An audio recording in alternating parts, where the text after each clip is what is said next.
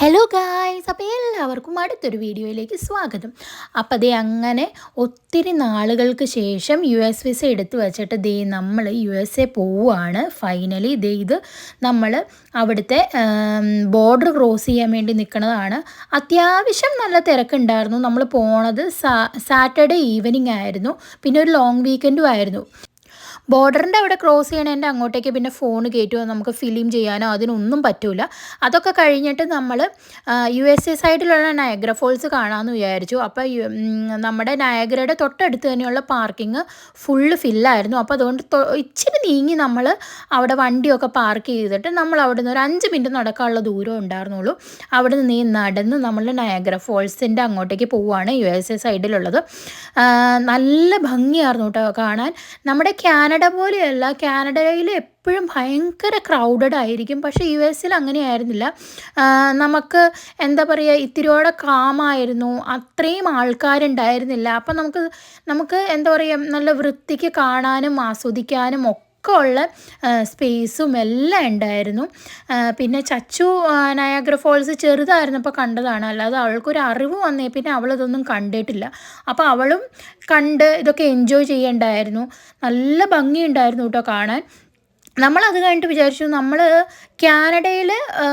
Canada സൈഡിൽ നിന്ന് നമ്മൾ ബോട്ടിംഗ് യാത്ര ചെയ്തിട്ടുണ്ട്.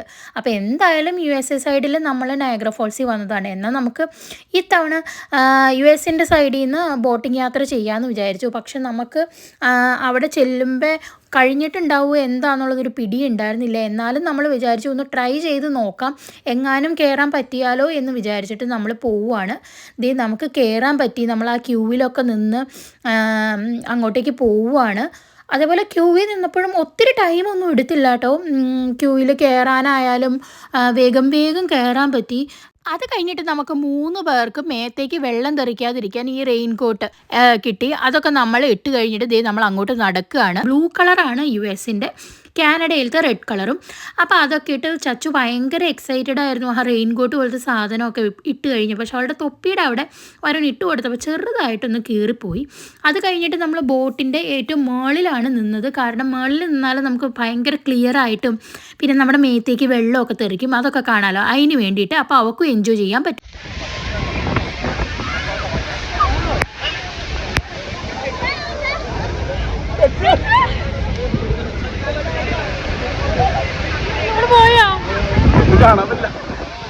നമ്മൾ കാനഡയിൽ ബോട്ടിംഗ് യാത്ര ചെയ്തേക്കാളും ഒത്തിരി എൻജോയ് ചെയ്തത് US-ലായിരുന്നു കേട്ടോ. കാരണം നമുക്ക് നന്നായിട്ട്, കാനഡയിൽ ഞാൻ പറഞ്ഞില്ലേ നല്ല തിരക്കായിരിക്കും, പക്ഷേ ഇവിടെ അത്രയും തിരക്കില്ലാത്തതുകൊണ്ട് നമുക്ക് ആ സൈഡിൽ നിന്ന് ശരിക്കും എൻജോയ് ചെയ്യാൻ പറ്റി. നന്നായിട്ട് നമ്മുടെ മേത്തേക്ക് വെള്ളമൊക്കെ തെറിച്ച് നല്ല ഭംഗിയായിരുന്നു. നന്നായിട്ട് നമ്മൾ ചച്ചു ഭയങ്കരമായിട്ട് എൻജോയ് ചെയ്തു. അവൾക്ക് മേത്തേക്കൊന്നും വെള്ളം ചാടിയത് തീരെ ഇഷ്ടപ്പെട്ടില്ല.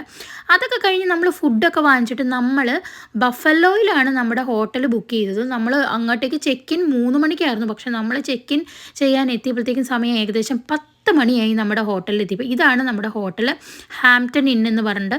നെക്സ്റ്റ് ഡേ ഒരു ഉച്ചയൊക്കെ ആയപ്പോൾ നമ്മൾ വിചാരിച്ചു എന്നാൽ പൂളിലൊക്കെ കയറാമെന്ന് വിചാരിച്ചിട്ട് നമ്മളെല്ലാം റെഡി ആയിട്ട് പൂളിലേക്ക് പോവുകയാണ്. ഇതാണ് നമ്മുടെ പൂള്. അത്യാവശ്യം വലിയൊരു പൂളും ആയിരുന്നു, കൂടാതെ ജക്കൂസി ഉണ്ടായിരുന്നു. അപ്പോൾ ചച്ചുവിന് ഭയങ്കര ഹാപ്പിയായി. ചച്ചുവിന് അവിടെ ചെന്ന് കഴിഞ്ഞാൽ പിന്നെ പൂളിൽ ഇങ്ങനെ നീന്തി കളിക്കണം. പിന്നെ ഞങ്ങൾ വിചാരിച്ചു അവളെ ഒന്ന് ട്രെയിൻ ചെയ്യിക്കാം, എങ്ങനെയാണ് നീന്തണേന്നൊക്കെ ഒന്ന് ട്രെയിൻ ചെയ്യിക്കാമെന്നൊക്കെ വിചാരിച്ചു. അവിടെ സാധനങ്ങളൊക്കെ ഉണ്ടായിരുന്നു, അത് അവളുടെ കയ്യിലൊക്കെ ഇട്ട് കൊടുത്ത് നമ്മൾ അവളെ ഒന്ന് നീന്തി കാണിച്ചു കൊടുത്തു നോക്കി. അത് കഴിഞ്ഞിട്ട് പിന്നെ എൻ്റെ അഭ്യാസ പ്രകടനങ്ങളായിരുന്നു. എൻ്റെ ഫേസ് കണ്ടാത്തൊന്നും ഞാൻ മുങ്ങിച്ചാവാൻ പോവുക. നമുക്ക് ആർക്കും നീന്തൽ അറിയില്ല കേട്ടോ.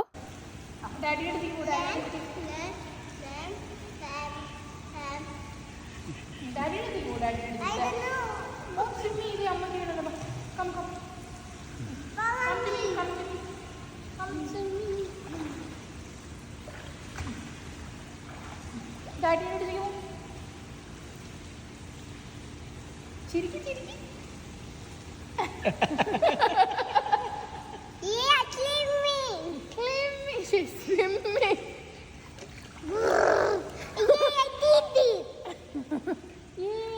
അതൊക്കെ കഴിഞ്ഞൊരു ഈവനിങ് ആയപ്പോഴാണ് നമ്മൾ പിന്നെ പുറത്തേക്ക് ഇറങ്ങി. എവിടെയാണ് കറങ്ങാൻ പോകാൻ പറ്റുക എന്ന് നോക്കിയിട്ട് ഒരു സ്ഥലത്ത് പോയി. ആ സ്ഥലത്തിൻ്റെ പേര് ഞാൻ ആക്ച്വലി ഓർക്കാനില്ല. പിന്നെ പോണ വഴിക്കുള്ള ബിൽഡിങ്സാണ് ഇതൊക്കെ. നല്ല ഭംഗിയാണ് കേട്ടോ അവിടെയുള്ള ബിൽഡിങ്സൊക്കെ കാണാൻ. ഒരുമാതിരി പഴയ എന്താ പറയുക, പഴയ രീതിക്കുള്ള ബിൽഡിങ്സും നല്ല ഭംഗിയാണ് കാണാൻ. ആ റൂട്ടൊക്കെ അത്രയും തിരക്കുകളൊന്നുമില്ല, ട്രാഫിക്കൊന്നും അങ്ങനെ ഇല്ല. ഇത് നല്ല സുഖമായിട്ട് സ്മൂത്തായിട്ട് ഡ്രൈവ് ചെയ്യാൻ പറ്റുന്ന ഒരു സ്ഥലമാണ് കേട്ടോ USA കമ്പയർഡ് ടു കാനഡ. അത് കഴിഞ്ഞിട്ട് നമ്മൾ പോയത് ഇതേ കണ്ടോ, നല്ല ഭംഗിയായിരുന്നു ഇത് കാണാൻ. ഫുള്ള് വെള്ളം, ചുറ്റും വെള്ളവും നല്ല കാറ്റും. നമ്മൾ ഒരു റൗണ്ട് ബോട്ട് പോലെ ഉണ്ടായിരുന്നു. നമ്മളപ്പോൾ അതിങ്ങനെ ചുറ്റിക്കറങ്ങി ഒന്ന് കാറിലിരുന്ന് തന്നെ കണ്ട് വന്നിട്ട് പിന്നെ വണ്ടിയൊക്കെ പാർക്ക് ചെയ്യാമെന്ന് വിചാരിച്ചു. അത് കഴിഞ്ഞിട്ട് ഇവിടെ ഞാൻ പറഞ്ഞില്ല അധികം തിരക്കൊന്നും ഇല്ലായിരുന്നു, അതുകൊണ്ട് നമുക്ക് നന്നായിട്ട് എൻജോയ് ചെയ്യാൻ പറ്റും.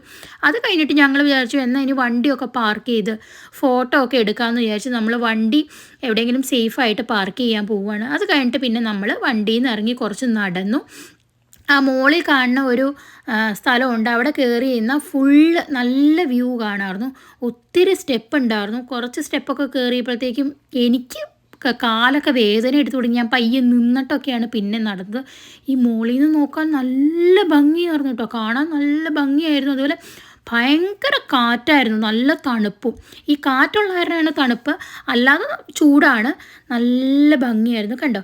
ഇന്നത്തെ ഈ വീഡിയോ ഇത്രയൊക്കെ ഉള്ളൂ. ഇത് കഴിഞ്ഞിട്ട് പിന്നെ നമ്മളൊരു ഐസ്ക്രീമൊക്കെ കഴിച്ച് നേരെ പിന്നെ നമ്മൾ നമ്മുടെ ഹോട്ടലിലേക്ക് പോയി.